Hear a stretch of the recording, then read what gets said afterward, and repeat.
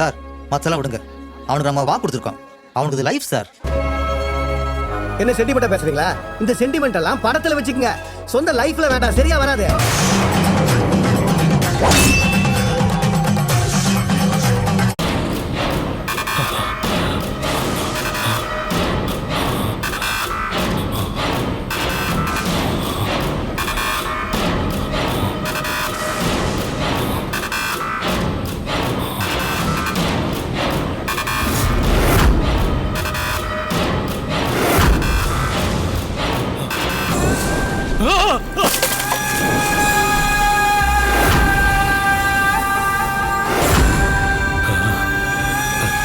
கனவுல உடைஞ்ச ஜாடி நிஜத்திலேயே எப்படி உடைஞ்சு கிடக்கும்?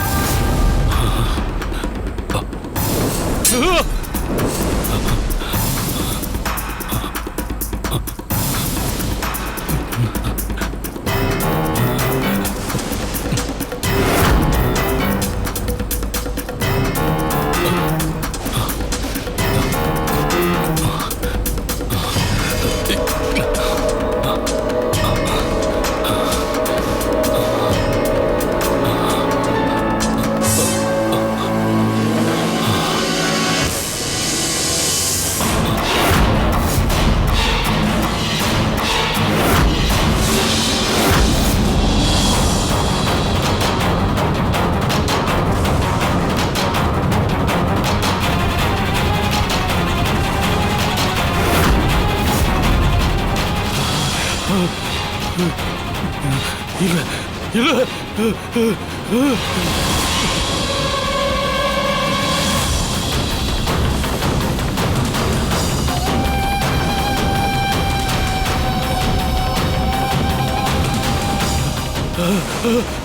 இல்ல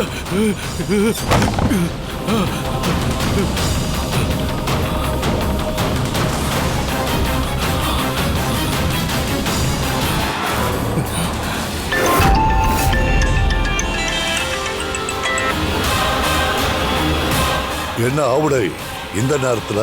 ஐயா, எனக்கு ஒரு கனவு வந்தது, பயங்கரமான கனவு. அத பத்தி உடனே உங்ககிட்ட சொல்லணும். சொல்லு ஆவுடை.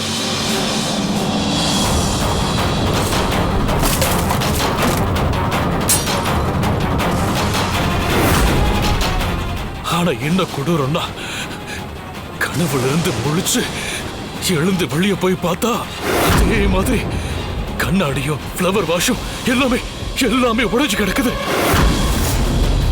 என்னோட போட்டோவும் உடைஞ்சு கிடக்குது. அது எப்படிங்க ஐயா கனவுல நான் பார்த்ததெல்லாம் நிஜத்திலையும் நடந்திருக்கும்? ஆவுடை, நாம காணுறது சாதாரண கனவு கிடையாது. என்ன சொல்றீங்க? நீ உடனே கிளம்பிங்க வா, நாம நேர்ல பேசுவோம். சரிங்க ஐயா, நான் உடனே வரேன்.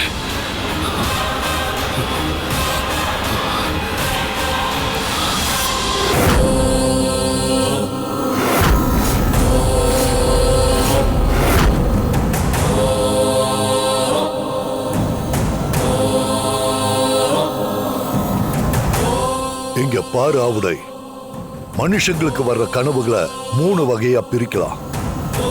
ஒண்ணு, தினமும் நம்ம வாழ்க்கையில நடக்கிற சம்பவங்கள், அதனால கிடைக்கிற சந்தோஷம், துக்கம், கோபம், பொறாமை, ஆசை, வெறுப்பு, இதோட பாதிப்புல வரக்கூடிய சாதாரண கனவு. இன்னொன்னு, சின்ன வயசுல ஏதாவது ஒரு சம்பவத்தால நாம பாதிக்கப்பட்டிருப்போம். அது உன்னோட ஆழ் மனசுல பதிஞ்சிருக்கும். அதோட வெளிப்பாட வரக்கூடிய கனவு. மூணாவது, ஒரு மனுஷனோட ஆயுள்ள ஒரே ஒரு தடவை மட்டும் வரக்கூடிய கனவு. அத ஆதர்ஷன கனவுன்னு சொல்லுவாங்க. அவங்க வாழ்க்கையில அந்த கனவுல வந்த விஷயம் நல்லதோ கெட்டதோ அது கண்டிப்பா நடக்கும், நடந்தே தீரும். அது கனவு கண்டவங்களோட கர்மாவோட சம்பந்தப்பட்டது. புண்ணியங்கள் செஞ்சிருந்தா நல்ல கனவும், பாவங்கள் செஞ்சிருந்தா அதுக்கான பலனா கெட்ட கனவும் வரும். உனக்கு வந்திருக்கிறது இந்த ஆதர்ஷன கனவுதான். அப்போ நான் பாவம் பண்ணிருக்கேன். அதனாலதான் இந்த கனவு வந்துச்சுன்னு சொல்றீங்களா? இந்த உலகத்துல பாவம் பண்ணாத மனுஷங்க யார் இருக்காங்க ஆவுடை? இது பாவம், இது புண்ணியம்னு யாரால சொல்ல முடியும்? பாவமும் புண்ணியமும் கலந்ததுதான் வாழ்க்கை. மேடு பள்ளங்கள் நிறைஞ்ச இந்த பூமியை போல பாவ புண்ணியங்களோட நிறைஞ்சதுதான் மனுஷனோட வாழ்க்கை. ஒரு பாவத்தை பண்றோம்னா அதுக்கான மூல காரணம் நியாயமானதா கூட இருக்கலாமே. நீ என்ன பண்ணுனன்னு உன் மனசாட்சிக்கு மட்டும் தான் தெரியும்.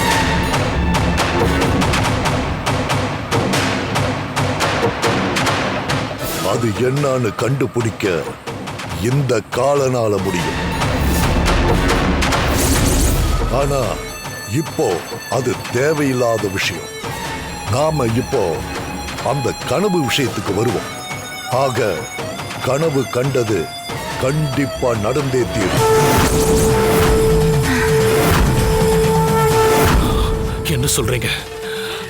அந்த உருவம் வாளால என்ன வெட்ட வந்துச்சு. ஆமா, அந்த சம்பவம் நடந்தே தீரும்.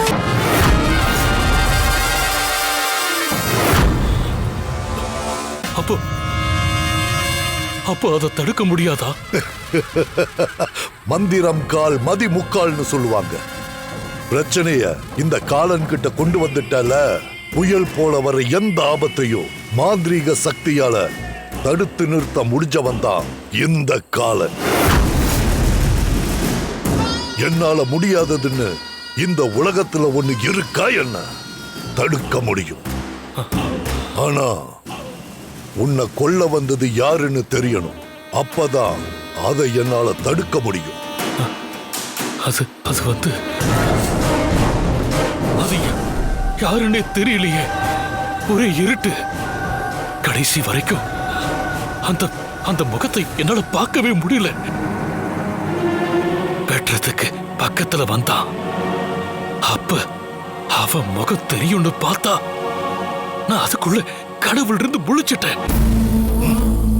சரி, அந்த கனவை நான் மறுபடியும் வர வைக்கிறேன். இந்த முறை வந்தவ முகத்தை யாருன்னு பாரு.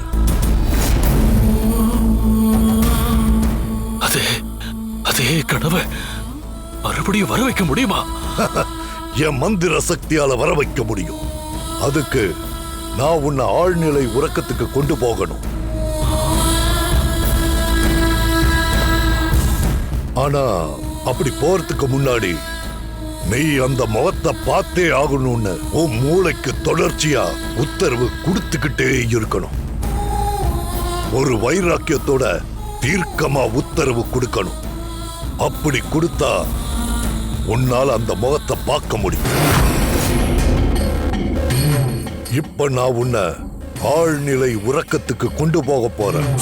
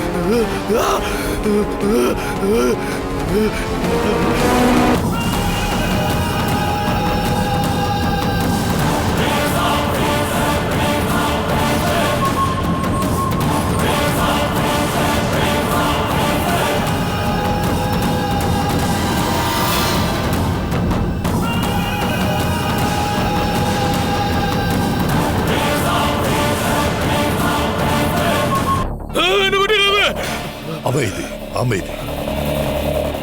அவடை அமைதியா இரு. அவடை ஆழ்நிலை உறக்கத்தில் இருக்கும்போது வரக்கூடிய அந்த கொடூர சம்பவம் நிஜத்துல நடக்கும்போது என்ன பாதிப்பை உண்டாக்குமோ அதே போல உடம்பும் மனசும் பாதிக்கும். அமைதியார்.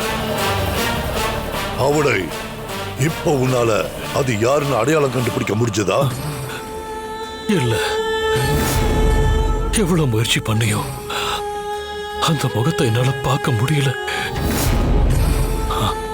ஆனா அது ஒரு பொண்ணுன்னு மட்டும் எனக்கு நல்லா தெரிஞ்சது.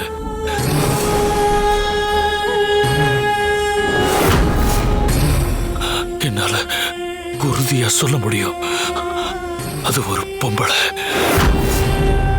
ஆனா இந்த முறை கனவு வேற மாதிரி வந்துச்சு. ஆணோ பொண்ணோ? நீ அந்த மோத்த பாத்தியா? இல்ல, ஒரே இருட்டு. மின்னல் வெளிச்சத்துல உருவம் மட்டும்தான் கண்ணுக்கு தெரிஞ்சது, முகம் தெரியல. ஆனா அதே கனவை இன்னொரு தடவை கண்டா நிச்சயமா அவ முகத்தை என்னால பாத்திர முடியும். இன்னொரு தடவையா? ஏன் மறுபடியும் ஆழ்நில தூக்கத்துக்கு போக முடியாதா? அவடை நமக்கு ஒரு வாய்ப்பு இருக்கு.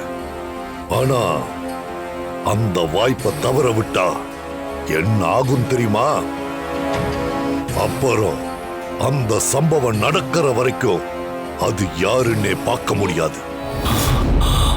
அதே மாதிரி அந்த சம்பவம் நடக்கிறத என்னோட மாந்திரீக சக்தியால கூட தடுக்க முடியாது. அப்படியா? ஆமா. அந்த கனவை நினைச்சு தினம் நான் செத்து பிழைக்கிறத விட என்னானாலும் சரின்னு ஒரு தடவை முயற்சி பண்ணி பார்த்திடலாம். நிச்சயமாவா? ஆமா, நிச்சயமா. உன் தைரியத்தை பாராட்டுறேன்.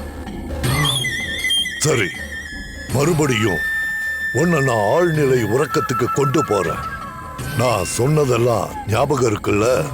நீ தூக்கத்துக்குள்ள போறதுக்கு முன்னாடி ரொம்ப தீவிரமா கனவுல உன்னை கொல்ல வந்த அந்த உருவத்தை நான் பார்க்கணும்னு திரும்ப திரும்ப திரும்ப திரும்ப சொல்லிக்கிட்டே இருக்கணும். அவளை இந்த தடவையாவது எப்படியாவது அந்த முகத்தை நீ அடையாளம் கண்டுபிடிக்கணும். சரியா? இந்த முறை கண்டிப்பா என்ன கொல்ல வந்த அவன் முகத்தை நான் பார்த்துருவேன். சரி, படு.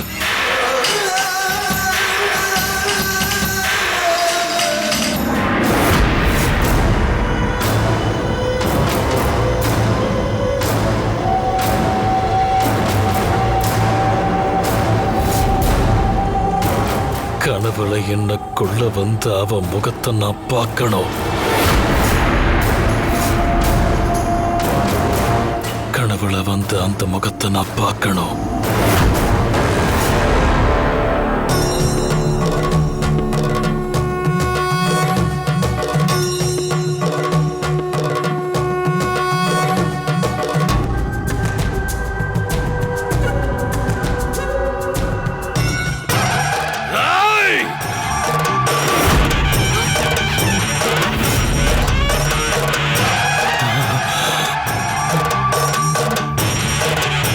நீயா?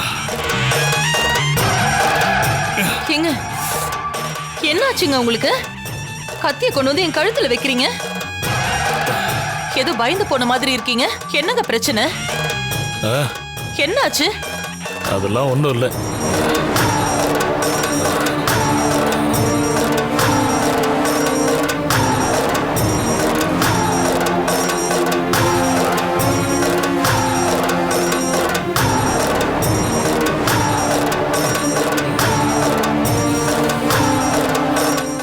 நிமிஷம் என்ன கொலை நடுங்க வச்சிட்டீங்களே. எப்பவும் இல்லாத அதிசயமா? அப்படி என்ன ஆச்சு உங்களுக்கு? அதான் ஒண்ணும் இல்லைன்னு சொல்றேன்ல. ஒண்ணு இல்லைன்னு உங்க வாய் தான் சொல்லுது, ஆனா உங்க முகம் அப்படி சொல்லல.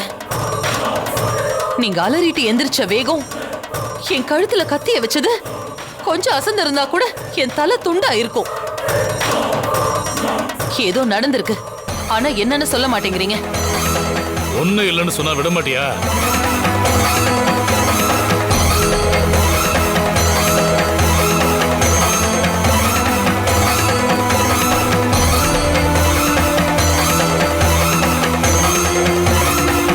ஏங்க, பயம்னா என்னன்னே தெரியாது உங்களுக்கு. கல்யாணமாகி இத்தனை வருஷத்துல நான் உங்களை இப்படி பார்த்ததே இல்ல. பயத்துல உங்க முகம் பேய் அரைஞ்ச மாதிரி இருக்கு. கண்டிப்பா அரண்மனைக்கு போன இடத்துலதான் ஏதோ நடந்திருக்கு. என்னன்னு என்கிட்ட சொல்ல மாட்டேங்கிறீங்க. இத பாருங்க, நான் உங்க பொண்டாட்டிங்க. என்கிட்ட சொல்றதுக்கு என்ன?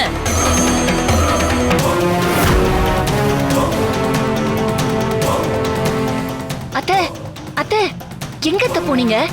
பெரியத்தை உங்களை கூட்டிட்டு வர சொன்னாங்க. எதுக்கு?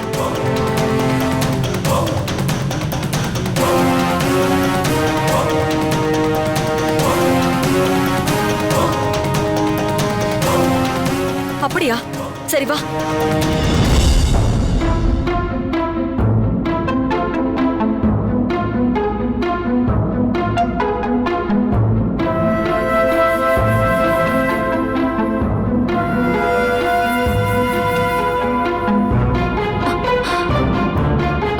வீணா, கதவை சாத்து. சரி அத்தை. அக்கா, அக்கா, என்னக்கா? வீணா என்னென்னமோ சொல்றா. பெரியவர் உங்க கழுத்துல கத்திய வச்சுட்டாராமே, என்ன ஆச்சுக்கா? நானும் எப்படியோ கேட்டு பார்த்துட்டேன். வாயவே திறக்க மாட்டேங்கிறாரு. இப்படியே உட்கார்ந்திருக்காரு. அர்ஜுனும் கேட்டு பார்த்துட்டான், ஒன்னும் சொல்ல மாட்டேங்கிறாரு. நீயாவது கேளு.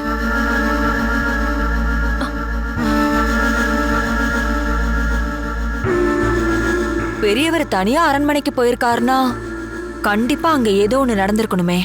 அவர்கிட்டயே கேட்போம். பெரியவரே, காலனை பாத்தீங்களா?